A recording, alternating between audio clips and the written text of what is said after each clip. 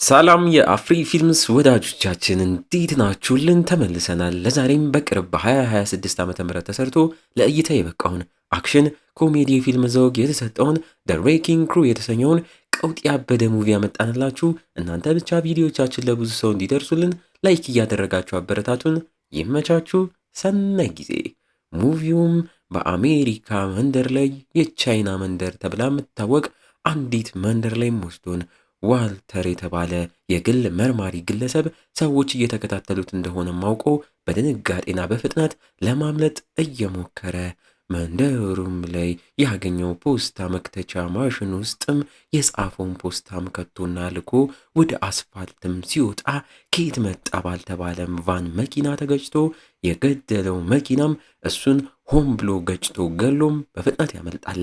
በቀጣይ ትዕይንቱ ወደ አሜሪካ ሐዋይ ከተማም ላይ የሚዞን ሄዶ እዛም የባህር ኃይል ኮማንደር የሆነው ጄምስም ቡድኑን ውሃ ውስጥ ብዙ ደቂቃ እንዲቆዩ እያሰለጥናቸው መቆየት ስላልቻሉ ሞቶ እየተበሳጨባቸው ሳለ አንድ ወታደር ወደሱም መጥቶ በፖሊሶች ለጥብቅ ጉዳይ እየተፈለገ እንዳለም ነግሮት ይሄዳል። ከቆይታ በኋላ ጄምስም የፖሊሶች የሬሳ መመርመሪያ ክፍል ላይም ተገኝቶ በመኪና አደጋ የተገደለውን የአባቱን ዋልተር ሬሳም እያሳዩት እሱም ምንም ማዘን ፊቱ ላይ ሳይታይበት ተገጭቶ ብቻ መገደሉንም አምኖ ወደ ቤቱም ይመለሳል። በጠዋቱም ለልጆቹና ለሚስቱ ለኢላም ቁርስም እያበሳሰለ ሚስቱ ለኢላም ስለ ትናንትና ውሎም ጠይቀው በልምምድ ላይ ስላጋጠመው ጉዳይም ነግሯት እንዲሁ በደፈናው የአባቱን የዋልተርን ሞትም ይነግራታል።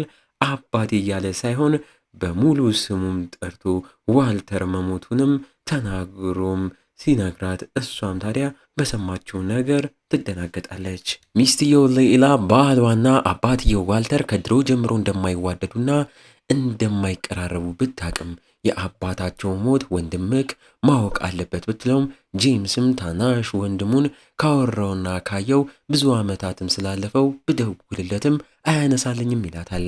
በሌላ ትዕይንት ጆኒ የተባለው የጄምስ ታናሽ ወንድም ኦክላሃማ ከተማም ላይ በሞተሩ ወደ ቤቱም ሲመለስ እያየ ነው። እዛም ሲደርስ ፍቅረኛው ቫለንቲና ያንተ ነገር በቃኝ፣ ምንም ቁም ነገር የለክም፣ ሁሌ ቀልና ነገሮችን ችላ ማለት መጠጥ ነው ስራክ፣ ዛሬ ራሱ ቀኑ ምን እንደሆነ ረስተከዋልም ብላ ዛሬ የልደቷ ቀን ስለረሳ ምንም ቢለምናትና የመጨረሻ ዕድል ስጭኝ አትሂጂብኝ ከዛሬ ጀምሮ ቀየራለሁ ያለ ቢለምንም ሁሌ እንዲህ ያልክ ነው ወደ ነበርክበት የምትመለሰው ብላም ስማም በጥፊ መታው ፈታው ትሄዳለች። እሱም የዛኑ ቀን እሷን ለመርሳት ፎቶዋን እያየ መጠጡን እየጠጣ ቀኑን ያሳልፋል። በመሃልም ከወንድሙ ሚስት ለኢላም ተደውሎለት ስለ አባቱ ሞትም ተነግሮት ቀብሩ ላይ እንዲገኝ ብትነግረውም ጆኒም ታዲያ መምጣት አልፈልግም፣ እዚህ ያለብኝ የፖሊስ ስራም አለም በማለት ዋሽቷት ይቀራል።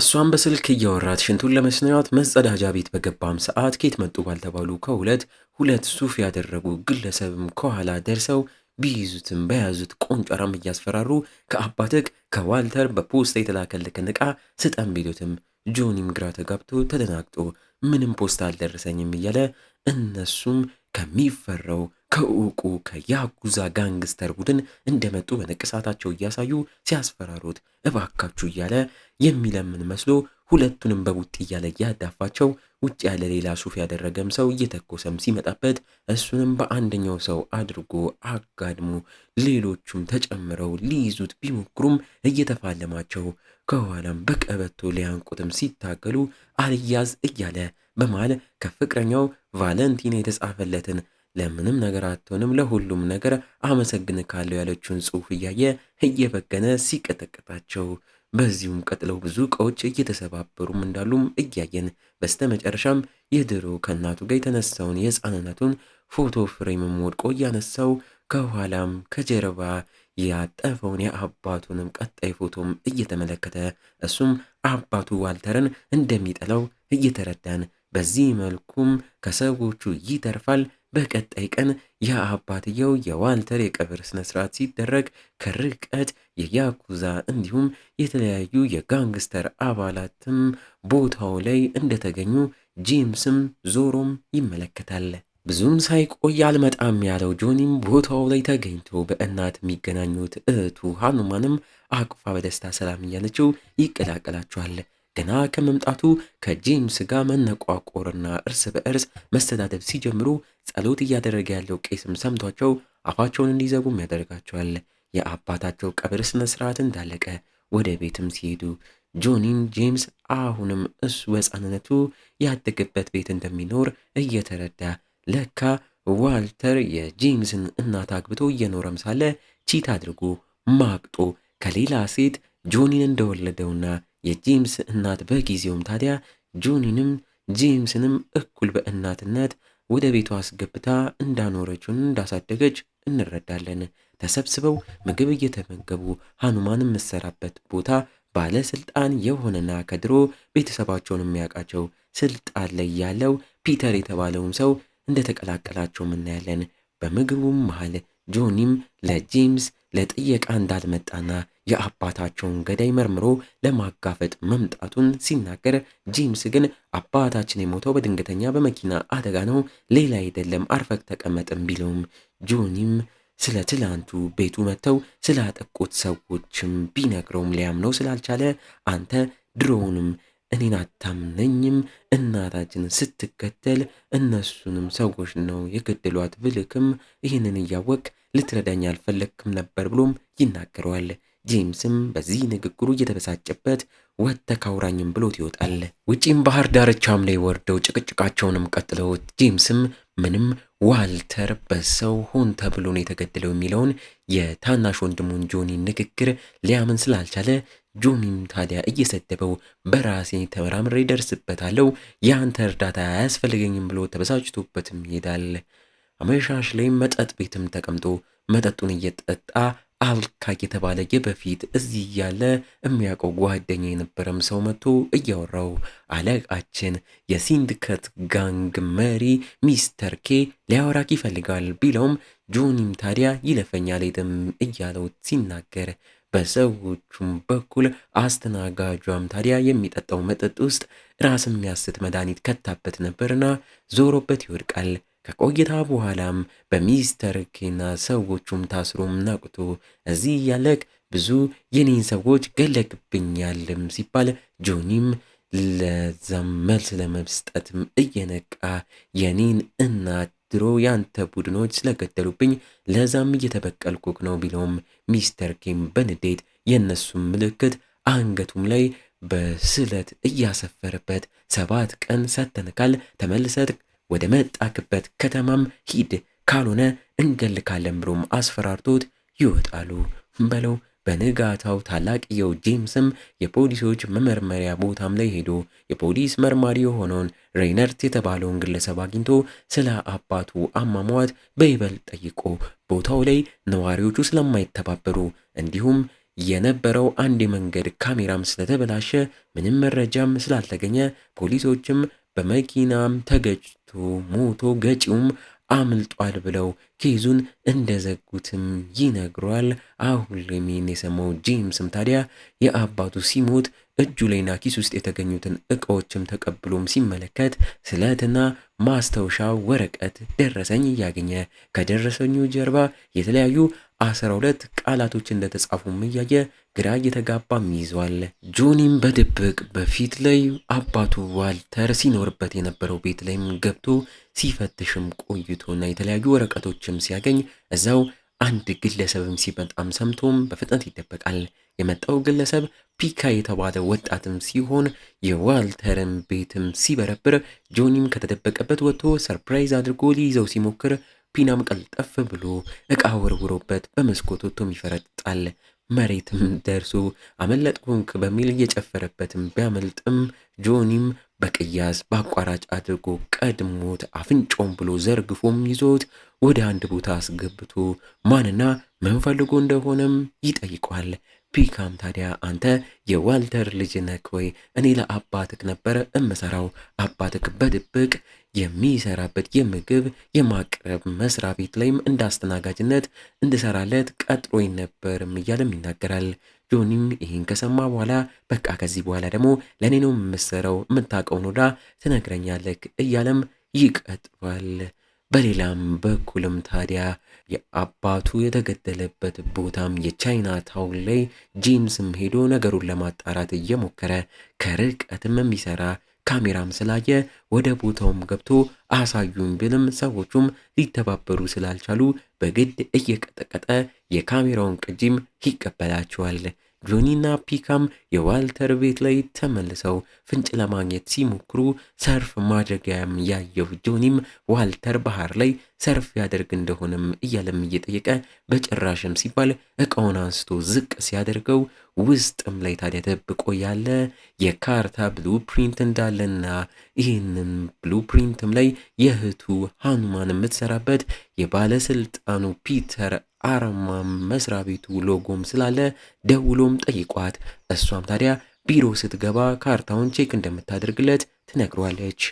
በቀጣይም ፒካ ወደ ቤቴ ልሂድ ብሎ ሊወጣ ሲል በሩም በኃይል ተከፍቶ አፍንጫውን በድጋሚ እየተመታም ሲያቃስት በሩ ገፋቹም ጄምስም ሽጉጡን ደቅኖ ወደ ውስጥ ገብቶ ከጆኒም ጋም ተገጣጥመው ሳያስቡት ሁለቱም የአባታቸውን አሟሟት ሲያጣሩ በድጋሚ ስለተገናኙ ጄምስም ያገኘውን የቪዲዮ ቅጂም ሲያሳያቸው የዋልተር ገጪ መኪናም ታዲያ እሱን ከገደለው በኋላም ታርጋም ሳይዝ መኪናው ላይ እንዳመለጠም በቪዲዮም ላይ አይተው ሆን ብሎ ገጪውም ገሎት እንደሄደም ስላዩ ጆኒም ያልኩት ልክ ነበር እያለ እነሱም ፒካ ዋልተር ከመሞቱ በፊት ሲሰራበት የነበረው የምግብ አቅራቢ መስሪያ ቤት ላይ ተመልሰክ እዛም ያለውን ነገር አጣራም ብለው ልከውት በጄምስ መኪናም ታዲያ ገብተው እንደለመዱት እየተጨቃጨቁም ሲሄዱ ኬት መጣ ያልተባለ መኪና ከጎን በኃይል ገጭቷቸው እየተኮሰባቸው ሊገላቸው ሲሞክር ጆኒም ተኝቶ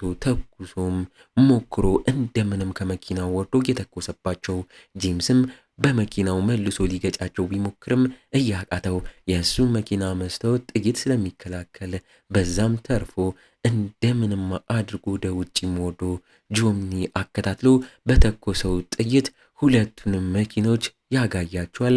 ጄምስም የሚወደው መኪናንም አጋየክብኝ በሚል ወንድሙ ላይ ይበሳጫል። ወዲያው ለዚህ ምስቅልቅል ስራቸውም በመርማሪው ፖሊስ ሬነርድም ተጠርተው ቢሮም ገብተው ከተማው ላይ ምን እየሰራችሁ ነው፣ እየበጠበጣችሁ ነው እያለ እያፋጠጣቸው ጆኒንም ከምሰራበት ከፖሊስነት ስራ እንደተባረክ እናውቃለን፣ አሁንም የምታደርጉትን ምርመራ ሁላ አቁሙ እያለም እየተናገራቸው አርፈው እንዲቀመጡም ይናገራቸዋል። ጄምስም ያንን አባታቸው ተገጭቶ ሲገደል የሚያሳየውን የቪዲዮ ቅጂም ሰጥቶ እባክህ ምርመራችሁን ቀጥሉም ብሎትም ሬነርድም ችላ እያላቸው ከቢሮ ያስወጣቸዋል። ቤትም ተመልሰው በእህትየው ሃኑማን በኩል ያገኘችው መረጃም ነግራቸው ዋልተር ቤት ያገኙት ብሉፕሪንት ካርታም ማርከስ የተባለ በከተማው አለ የተባለ የሪዞርቶች ባለቤት ባለሀብት የሆነ ሰው ቦታውም ነው እያለቻቸው ጄምስም ከካርታው ጀርባም ድብቅ ቁማር ካሲኖም ተብሎም ስለተጻፈና እዚህ ከተማም ላይ ቁማር እንደማይፈቀድ ስለሚያውቅ በንጋታው ያንን ባለሀብት ማርከስ የተባለውን ሰው ለማጣራት ያቅዳሉ። በጠዋቱም ጄምስ ወደ ጆኒም አመርቶ የፖሊስነት ስራክን ለቀቃል ተባረካል የተባለው እውነት ነው ወይ ለምንድነስ ነው እያለም ይጠይቋል። ጆኒም ታዲያ በአንድ አጋጣሚ ለህፃናት ድራግ የሚሸጥን ሰው ተከታትሎ ተኩሼም ስለገደልኩት ነው እያለው በጄምስ ሞተሮችም ጉዞ ያ ማርከስ የተባለው ባለሀብት ቁማር ቤቱን በድብቅ ሊያስገነባበት ያሰበበት ቦታም ላይ ሲሄዱ ያገኙት ቦታም ላይ ታዲያ የጥንት የሃዋይ ዘር ያለባቸው ሰዎች ሰላማዊ ኑሮ የሚኖሩበት መንደር እንደሆነም እያዩ ይገረማሉ። እዛውም እንዳሉ ከፒካም ተደውሏላቸው ዋልተርን ገጭቶ ያመለጠው መኪና በባህር በፖሊሶች ተጥሎ ባህር ውስጥ እንደተገኘም ነግሯቸው ቦታውንም ሲነግራቸው ወደዛም ያመራሉ። እዛም ፖሊሱ ሬነርድም እያገኛቸው ቦታው ላይ በተጨማሪ አንድ ለመንግስት ባለስልጣናት የሚሰራ አካውንታንት ተገሎ ሬሳውን መገኘቱ እና መኪናውም ታርጋ ባይኖረውም እንደዚህ አይነት ሰማያዊ መኪና በከተማው ያላቸውን ሰዎች የተለያዩ ሰዎች ስም ዝርዝር አስመጥቶም እያጣራ እንደሆነም ነግሯቸው እነሱም ታዲያ ወረቀቱን ተቀብለው ለማየት ቢሞክሩም እየነጠቃቸው አርፈው እንዲቀመጡና ስራውን ለፖሊሶች እንዲተውም ይነግራቸዋል። ልክ ሬነርድም እንደሄደ ግን ወንድማማቾቹ ለፒካ ዝርዝር ውስጥ እንዳየነው ስማቸው መኪና ሰማያዊ መኪና ካላቸው ሰዎች ውስጥ የቻይና ስም ያለው ሃይሲ ኢምፖርትስ የሚባል ሰው ነው። ስለሱ አጣራም ብለው ተልእኮም ይሰጡታል። በቀጣይ ቀን ፒካም የመስተንግዶ ስራም ላይ የሚሰራበትን ቦታ ያ ባለሀብቱ ማርከስ የተባለው ሰው የግንባታውንም ስብሰባ ዝግጅት አዘጋጅቶም ነበርና ፒካም ለነ ጆኒ በድብቅ እንዲገቡ የመስተንግዶ ልብስም ሰጥቷቸው እነሱም እሱን ለብሰው ወደ ውስጥ ይገባሉ። በተጨማሪም ፒካም ማጣራ ያሉትን አጣርቶ ያ ሰማያዊ መኪና ባለቤት ሃይሲ ኢምፖርት የተባለው በያኩዛ ቡድን ስር መሆኑንም ይነግራቸዋል። እነሱም ይህን ከሰሙ በኋላ ተጨማሪ መረጃ ለማግኘት ተለያይተው መረጃ ፍለጋ ይሰማራሉ። በመሃል ጄምስም ጋር ናካሙራ የተባለ የያኩዛ የበላይ አካል እሱም ጋር መጥቶ አስተናግደኝ እያለ ሳህን እየተቀበለ ድራጉን ተጠቅሞ ጄምስም ሲያየው ክሬዲት ካርዱንም አንስቶም ሲመለከት ላዩ ላይ ሃይሲ ኢምፖርትስ እንደሚልም አይቶ ሰማያዊ መኪና ጠፍቶባችኋል ወይም ብሎ ወዲያው ይጠይቀዋል። ናካሙራም በጥርጣሬና በንዴት አይን እያየው በማይመለከት ጉዳይ አትግባ፣ አርፈ ካስተናገደ ብሎ አስጠንቅቆት ይሄዳል። በተመሳሳይ ሰዓት ጆኒም ሞኒክ የተባለች ቆንጂዬ ሴት ጋር አምርቶ እያወራት እሷም የማርከስ ሚስት መሆኗንም ነግራ ስትተዋወቀው ስሙንም ስትሰማ የአባቱ ስም ዋልተር እንደሆነም ስታቅ እየተደናገጠች ዋልተርንም ስለምታቀው ወዲያው ዋልተር እኔን በድብቅ ባሌን እንዲሰልልልኝና ለኔም የሚጠቅመኝን ነገር እንዲያደርግልኝ ከዛም ባሌን እንድፈታው እንዲያመቻችልኝ እያማከርኩትና እያገዘኝ ነበረ። በመሃል ገደሉት። አሁን ብዙም አልነግርክም፣ ግን ነገ የተከራየሁበት ሆቴል ክፍል ላይ ናም እነግርካለሁም በማለት ቦታውንም ነግራው ትሄዳለች። በለው ብዙም ሳይቆይ በጠባቂዎችም በኩል ጆኒና ጄምስም ተይዘው ወደ ባለሀብቱ ማርከስም ይወሰዳሉ። እሱም የዋልተር ልጆች እንደሆኑም ሲያቅ እየተገረመ ዋልተርን እኔ ራሴ ሚስቴን ቺት እያደረገችብኝ እንደሆነ እንዲሰልልልኝ ቀጥሬው ጥሩም ከፍየዋለሁ፣ ሚስቴም ቺት እያደረገችብኝ አልነበረም ቢልም እነ ጆኒም ሳያምኑት አንተነክ ዋልተርን የገደልከውን ብለው ይወነጅሉታል። ቢሮ ውስጥም ያሉትን እቃዎችም እያዩ ሲጠይቁት እሱም በንዴት እያስወጣቸው የሚስቱን ሞኒካን ፎቶም በንዴት እያየ ምን ነገረሻቸው ነው እያለ በንዴት ራሱንም ይጠይቃል። በነጋታው ጆኒም ሀገር ሰላም ብሎ ሞኒካ ና ወዳለችውም ቦታ ሲያመራ በሚዘገንን ሁኔታ ከፎቅ ላይ ተከስክሳም እንደሞተችና ሰዎችም ከበዋት ራሷን ከስክሳ ጠፋች ቢሉም ጆኒ ግን ሰው ገፍትሯትና እንደሞተችም ስላወቀ በቀጥታ ወደ ባልየው ማርከስ ቤትም ይሄዳል። እዛም ሲደርስ ጠባቂዎች ላይ ያስቆሙትም እየሞከሩ እንዳለ እየቀጠቀጣቸው ወደ ውስጥ ይገባል። ሲገባም ታዲያ በኤሌክትሪክ ቴዘር ተተኩሶበትን መሬት ይጣላል። ማርከስም ከሚዋኝበት ወጥቶም እያወራው አንተነክ ሚስትክን ሞኒካን የገደልከውን ቢለውም በጭራሽ ብሎም ሸምጥጦት ለጠባቂዎችም ፖሊስ ጠርተው እንዲያስይዙትም ያዛቸዋል። ጆኒም ታስሮ ወደ ጣቢያም ይወሰዳል። ባለስልጣኑ ዘመዳቸው ፒተርም በዋስ ያስለቅቀው ማርከስ ላይ የጀመርከውን ውንጀላ በፍጥነት አቁም እያለ የመከረው ድሮ አባታችሁም በውስጡ መጥፎ ጥቁር ጎንም ነበረው፣ ያም ለብዙ ችግር ዳርጎታል። አሁንም እናንተ ይህ ነገር እየታየባችሁ ነው። ከወንድም ጋር ሆነ ከዚህ ነገር በጭራሹ ጡም እያለም ይመክሯል።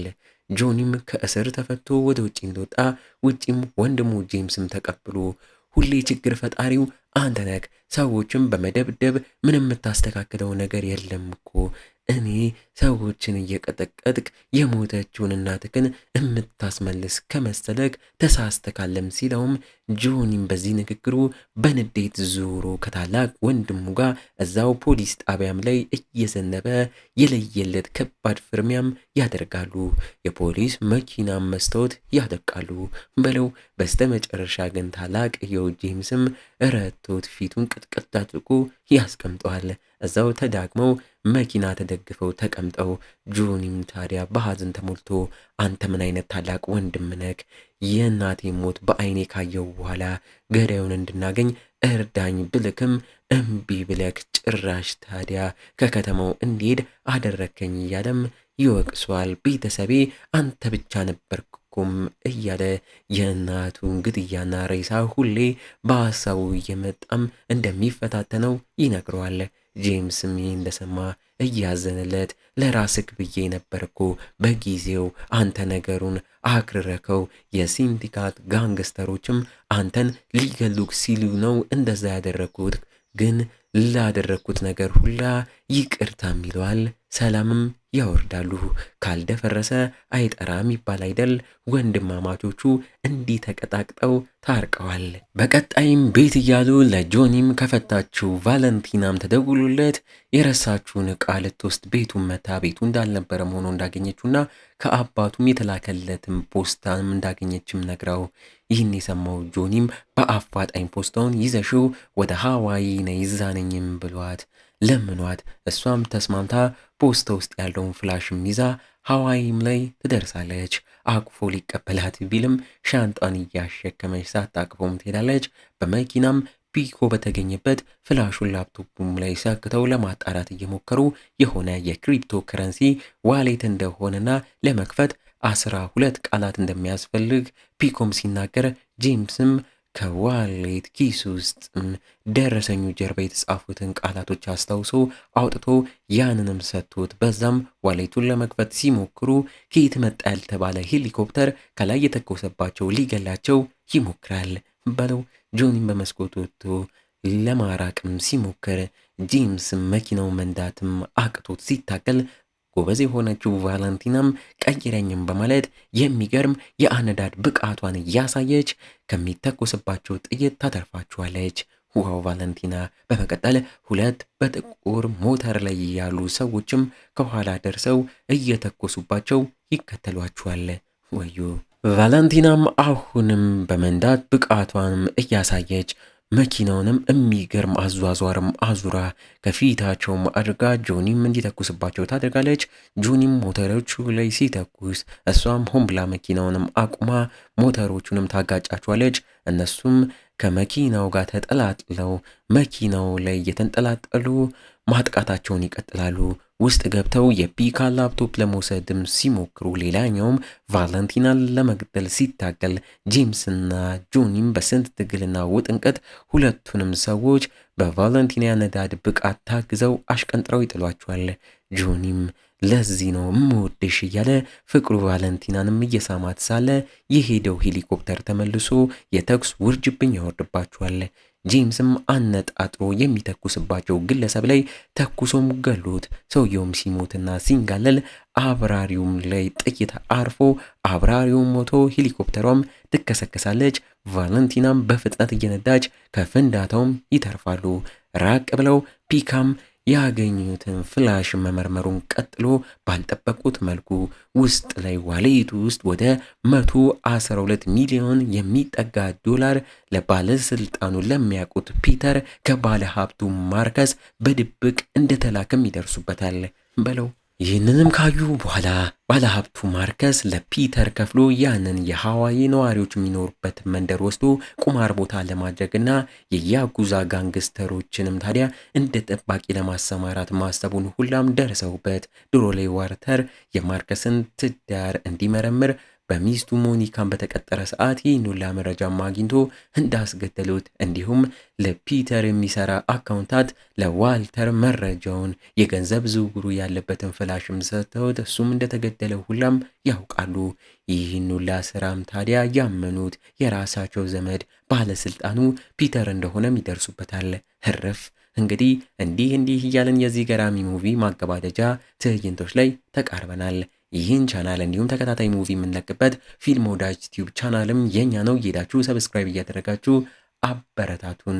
ይህን ሁላ ጉድማ ታቀው ሃኑማንም ከፒተር ጋር ሆና ከነ ጆን ያገኘችውን የካርታውን ብሉፕሪንት እያሳየች ባለሀብቱ ማርከስ እንደሚታየው አይነትም ሰው አይደለም፣ በድብቅ ቁማር ቤት ለመክፈትም እያሰበ ነው ብላ ፒተርም ታዲያ ምንም እንደማያውቅ ሆና ይህንን ምንም እንደማያውቅ ሆኖ እየሰማት ይህን ነገር እኔ አጣራዋለሁ በማለት ብሉፕሪንቱንም ተቀብሏት ሙሉ ለሙሉ ምንም እንዳታውቅ አድርጎም ይሄዳል።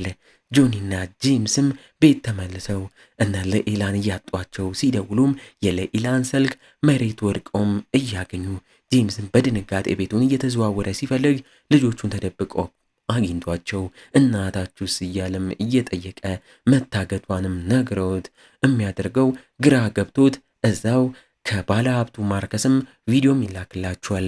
ማርከስም አሁን ላይ ቤቱ ለኤላንና ሃኑማንን አግቶ እንደያዘና ከዋልተር ያገኛችሁትን ፍላሽ ካላመጣችሁ ገላችኋለሁ ብሎ አጭር ትዕዛዝ ሰጥቶ ያስፈራራቸዋል።